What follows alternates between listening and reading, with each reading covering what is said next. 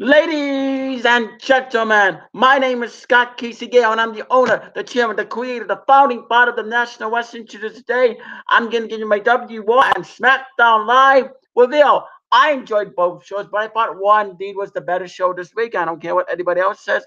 It was a good show. Okay. The commentators for the Monday Night Raw were Michael Cole, Corey Graves, and the newest addition to the commentary table, replacing Jonathan Coachman, Renee Young, and she did a really good job. Okay, let's begin with the review. Let's start off.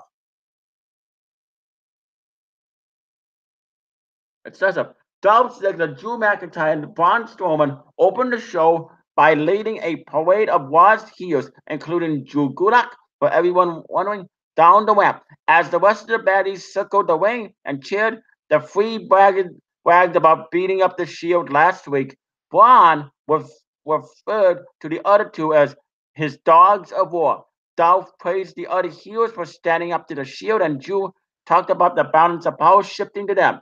The Shield entered through the audience and beat everybody up with axe handles that Dean Ambrose provided. The segment ended for stare down between the trios.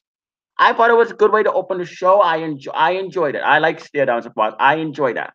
And then in a clip from the YouTube channel, the Bella twins arrived at their dressing room and found that White Squad have trashed it. Yeah, yeah, typical about stuff. And then as the show returned from commercial, the Shield were backstage still holding axe handles and arguing with the four cops. Baron Corbin broke it up and told the Shield they have to leave the arena or risk another arrest and a forfeit of Roman and Seth's titles. Roman, Seth, and Dean dropped their axe handles and walked away. I like Baron Corbin as the heel acting general manager. I think he is doing a pretty good job. I mean, he's a heel, and it's I know the heel authority figures have been overdone to death, but I miss heel authority figures. Then they make good segment. Then Nikki Bowler defeated Ruby Wyatt. Nikki hit the Whack Attack 2.0 to pin Ruby. Yeah. Not a fan of. I mean, I respect free Nikki Bowler as regular persons, but not a fan of their characters. And then the Big Show hosted a Connor's Care segment where he introduced a group of Louisiana kids who adopted superhero wrestling personas. That was nice. I thought that was nice. I like what they're doing with Connor's Care. Yeah, I enjoy that. And then backstage, Drake Maverick gave the Office of Pain a heelish pep talk for the match. I'm liking this. I'm liking Drake Maverick as the heel manager of the of the of the Office of Pain. I think there's some worldy works.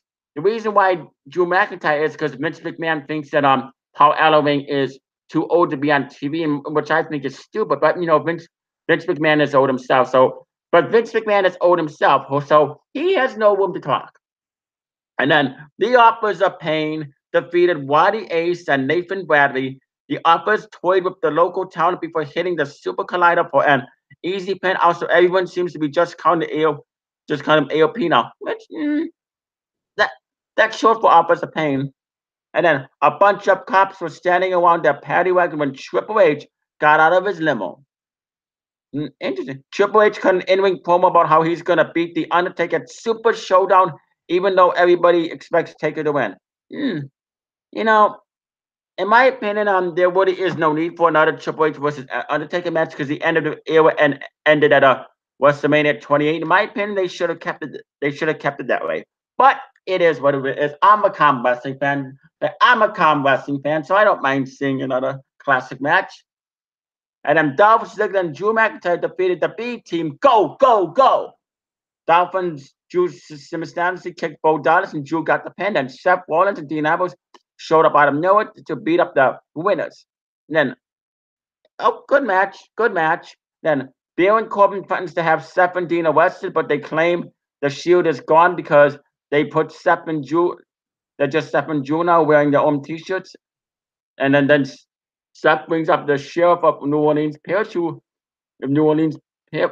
starts to arrest Corbin. Baron.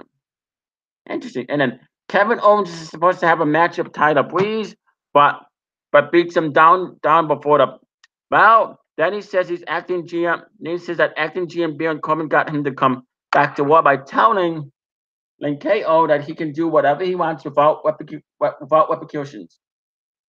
So by beating up Reeves or anyone else he wants, Kevin's doing his job. I like it. I like it. He is Kevin. This is the Kevin Owens I want to see. And then Bobby Roode and Chad Gable defeated the Ascension. Chad pinned Victor after a Britain suplex. Kind of weird seeing Bobby Roode and Chad Gable as a tag team. I like it. I don't care what anybody else says, but it is weird. You know, it's strange. It's weird. And then Baron Corbin and Baron Corbin found Ziggler and McIntyre in the locker room, told them that they're facing 17 for the tag team champions at Hell in a Cell. Interesting. I like that. I like where they're going with this. And then Wanda Rousey in the title defeated Alexa Bliss and Mickey James for a while. Alex and Mickey seemed to have the upper hand, but eventually Wanda caught Mickey in the armbar and she tapped out immediately. Yeah, didn't care for that. Backstage, Elias just chided a PA for giving him tea that's not Tamoyo, Camoyo, or meanwhile Braun Strowman was on a rampage looking for Roman Reigns and throwing random guys around. And then Charlie Caruso asked Wanda Walls if she's worried about someday after her ribs took some hits in tonight's tag team match, but she proclaimed that she's not hurt, and even if she was, she's still the best. I like this too. And then one of the best segments of the night, Mick Foley interrupted an Elias performance with his entrance, but then complimented Elias's musical ability before telling him he's an insecure narcissist. Elias then revealed that as a child he watched Mick Foley's Hell in a Cell match against The Undertaker live in the arena, and after plenty of talking that match, Mick revealed that this Sunday he'll be inside the cell as a special referee for the Roman Reigns Braun Strowman match. Before leaving, Foley makes a match between Elias and Finn Balor. I like this. I'm happy that Mick Foley is going to be the ref because it fits. It makes sense. Even though that I wish they would have done AJ Styles versus Samoa Joe in the Hell in a Cell, but instead of Roman Reigns and Braun Strowman, but it makes sense. Mick Foley is well known for Hell in a Cell. If you watch his 1998 King of the Ring match with The Undertaker, you know why. Wow, that match, one of the best Hell in a Cell matches that was back in the day. And then Braun Strowman continued to stomp around backstage, young for woman, as people ran away. And then Finn Balor defeated Elias. Balor failed to hit the coup de grace, but then rolled up Elias and got the pin. And anyway, interesting. And in a video from earlier today, Leo Rush excitedly tried to motivate Bobby Lashley as he lifted weights. Bobby seemed annoyed at first, but gave in. So Leo Rush is the manager of Bobby Lashley. What's with the 205 Lives going? What is with the 205 Live guys going on Raw? From what I hear, did the company get noticed? I don't know. Strange. And then Charlie started to ask Juan a question, but he grabbed the mic and asked where Roman was. She suggested that he go to the ring and let Wayne find him. So after commercial break, as he did just that, cutting a promo on Roman until the Big Dog's music started to play, there was no sign of Roman at first until he appeared standing on the announce table, and then Superman punched Braun, and the two bought until Roman Wayne's Samoan dropped Strowman off the announce table onto the floor. Roman got up and stood tall on the stage as the show ended, although he was visibly in pain. I liked it. I liked the way it ended. There's not a good build up between the Braun Strowman versus Roman Reigns build. Even though it was good build up. I mean, I give this war a 7 out of 9, a 4 stars and 3 stars and 2 thumbs up, and a B. I give it a B. It's a B. It's a B plus. Anyway, comment down below in the comment section. Tell me what you thought of this war. Now it's time for SmackDown Live with the commentators being Tom Phillips, Corey Graves, and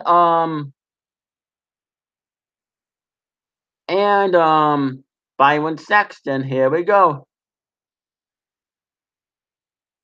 SmackDown Live opened up for tribute to those we lost on 9/11. I thought that was a great way to open up SmackDown Live. I like the 10-bell salute. Rest in peace to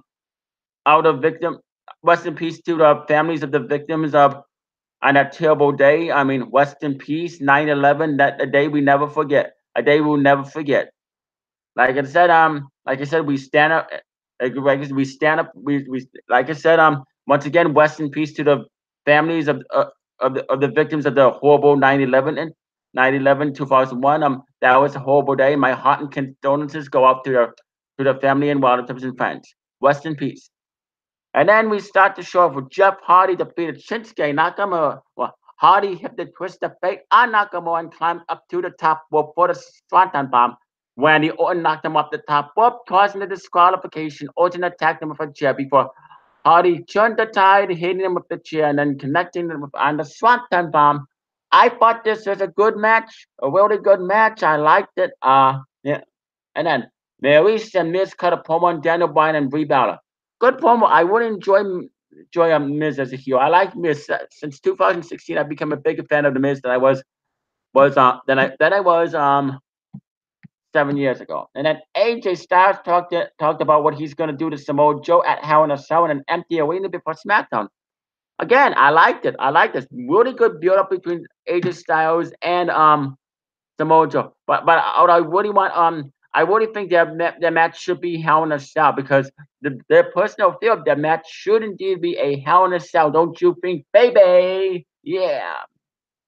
And then Charlotte defeated Sonya Deville. Charlotte tapped out. Deville with a figure eight after the match. Becky Lynch in disguise attacked Charlotte. Okay match. It was a good match. Not a bad match. Decent match. I like Becky Lynch. I like Becky Lynch attacking Charlotte. But like I said, here or not, I will always be a fan of Becky Lynch. Becky Lynch is awesome. Charlotte is a spotlight hog. And this Sunday, Becky Lynch must win the SmackDown Women's Championship. WWE, you have brains. You have brains, WWE. You have a bunch of brains. Use your brains, WWE. Use your brains and give Becky Lynch the SmackDown Women's Champion. It's long overdue. The last time she was the SmackDown Women's Champion was in 2016. She deserves it. You have brains, WWE. Better use your brains. Use your knocking. Yeah. And then Samoa Joe cut a promo on AJ Styles, reading story time ahead of the WWE title match at Hell in a Cell. Interesting and weird. It was really weird and interesting, but it works. It works. It makes sense. And then we have a number one contenders match for the SmackDown Tag Team titles. Rusev Day defeated the Bar. Aiden English took the bro kick, allowing Rusev to hit the Machka kick for the pinfall victory. Rusev Day will face the New Day at Hell in a Cell for the tag team titles. Like I said, WWE, you have brains. Have Rusev Day take the SmackDown Tag Team Champions off the New Day. The New Day's tag team title win. It's old. It's getting shoved down our throats. It's time for something new. Give it to Rusev Day, please. Oh, WWE, you can do that. I love Rusev Day. I'm a huge fan of Rusev Day.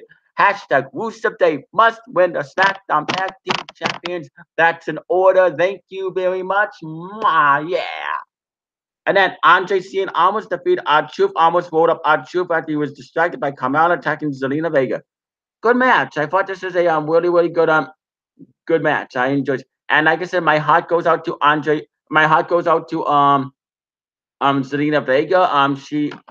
Her father, she did check out her story on the WWE.com. It's very, very emotional. She speaks about how she lost her father on September 11, 2001. Very emotional. Definitely worth watching. I have the utmost respect for Zelina Vega. She's a very beautiful woman. She loves WWE. WWE's in her heart, and yeah. So yeah, my heart goes out to the family of Zelina Vega and her family.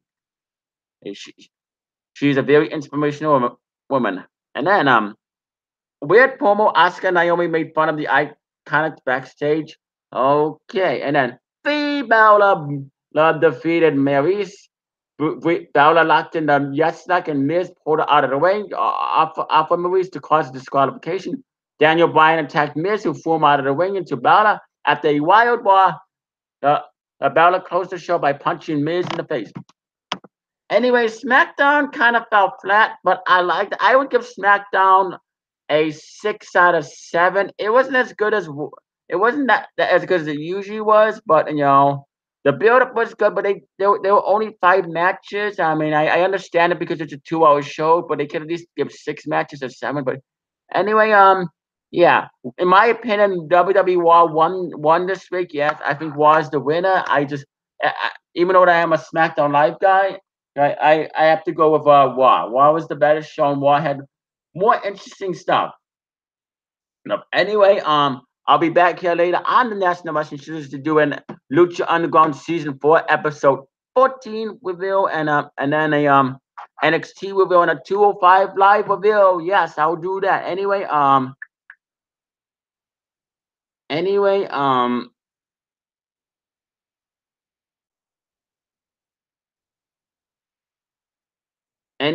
thank you for watching. I am going to see who the viewer is that's watching. Shout out to the viewer that's watching. Your voice, you're important too. Your voice is important. Let's see who is the viewer that's watching. That's watching.